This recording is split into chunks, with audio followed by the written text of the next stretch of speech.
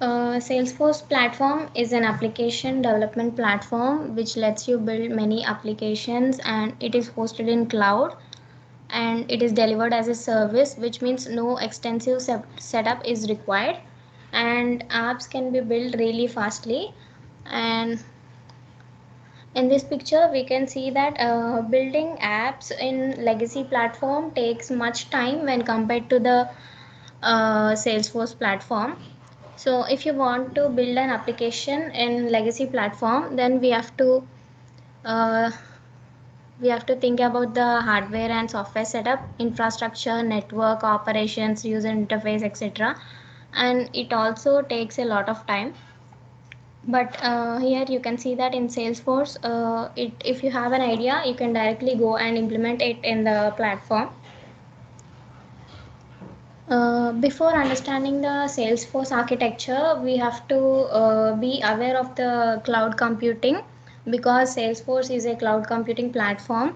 Uh, in this, you can see that a cloud is like a remote server to store, manage, and process the data rather than doing it in the local machine. So the clients can communicate with the server using internet. And coming to the Salesforce architecture, it is a multi-tenant, which means one server instance will be shared by all the clients, and it is economical because no infrastructure, no separate infrastructure is needed, so it saves a lot of money. And if the vendor updates one application, then the changes will be reflected for all the clients. Like if you see in this picture, common application for all the clients, like if the vendor wants to update a security feature in an application, so all the clients will also get the enhanced feature of the security for the applications which they are using. And single database to store the data of multiple clients, and sharing rules are enforced by the governor limits. Here you may think that if there may be a trust issue because the database is single, and it is storing data of multiple clients, so the security may be compromised, but it is ensured by the governor limits. Mm, so if you see in this metadata architecture, it is extension of governor limits. Like if the data want to be accessed by the user, then he should have the access to the metadata of the data.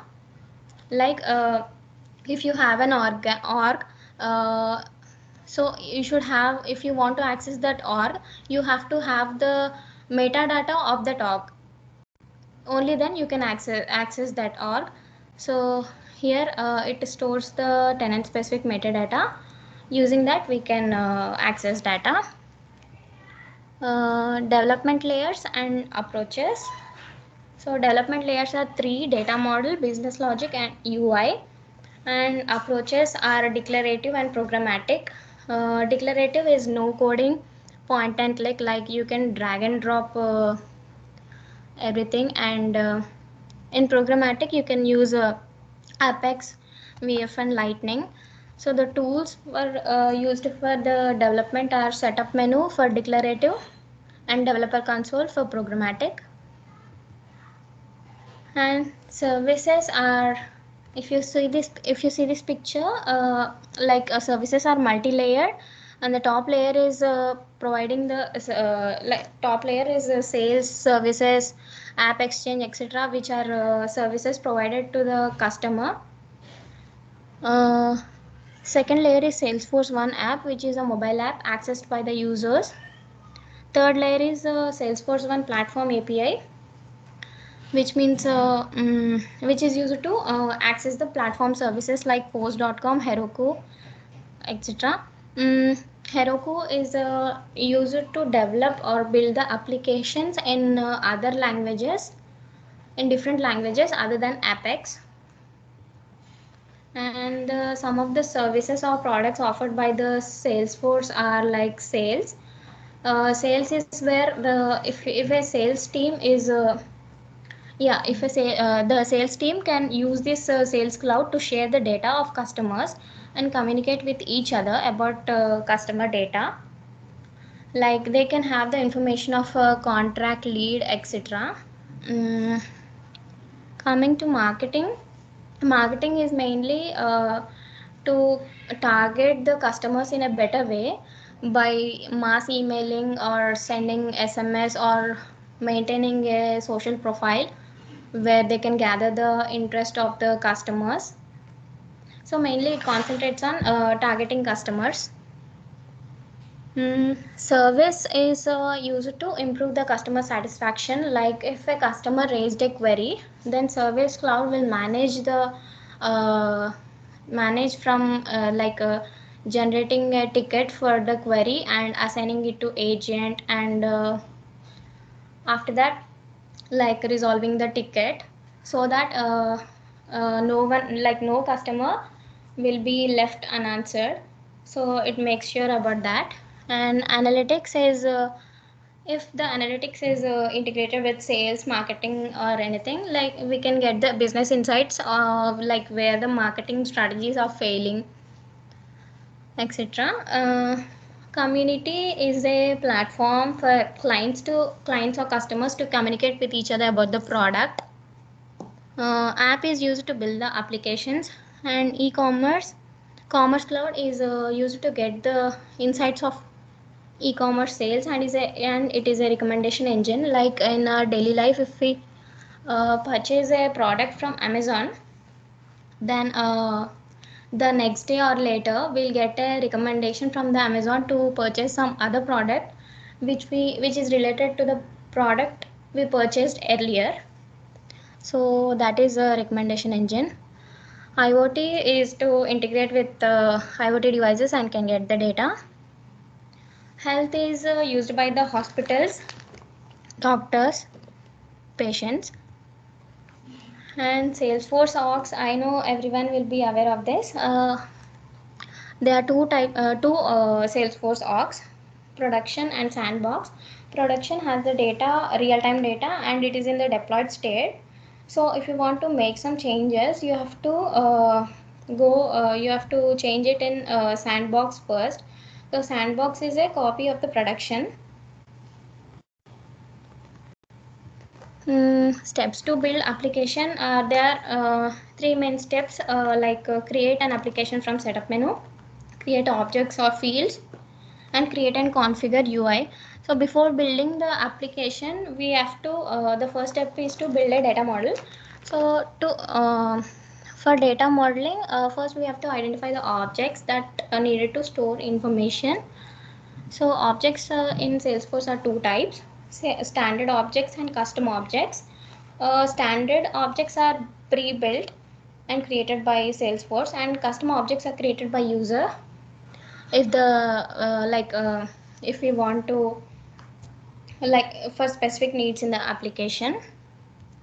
Object relationships are mainly of two major object relationships. One is lookup and other is a master detail relationship. And fit gap analysis is before starting an application, we have to do this fit gap analysis, which is used to make sure that the business requirements are met. And workflow rule. Coming to this, workflow rule is an uh, automation tool which is used to like which is used to perform an action without any code. Like you admin and the users can perform the action without any code. And here the evaluation criteria in workflow rule is there are three evaluation criteria. First one is created. That means the workflow will fire or trigger like when the record is created.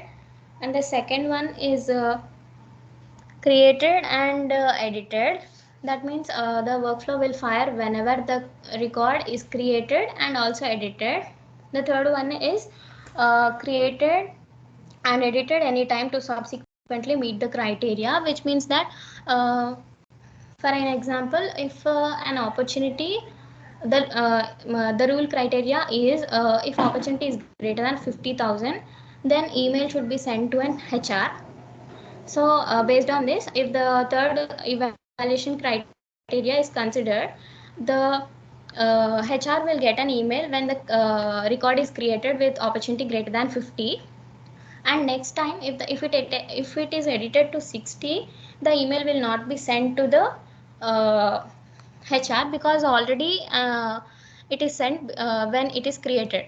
So the next time the HR will receive the mail when the opportunity is edited from like less than 50 to greater than 50. Then the HR will receive an email. So here I have mentioned a example, like whenever a case is created on an account with status equal to new, uh, case subject field in the case object should be updated as TBD. So I want to show that.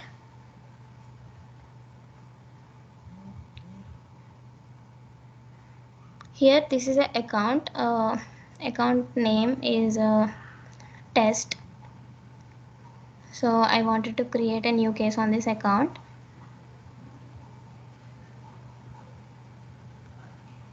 Status is new, subject I am leaving it empty. So save. As soon as I create the case, here you can see that subject is I left it as empty, but here you can see TBD is updated. So yeah, here I have written some steps and screenshots, so you can solve this example. Yeah, that's it. Thank you.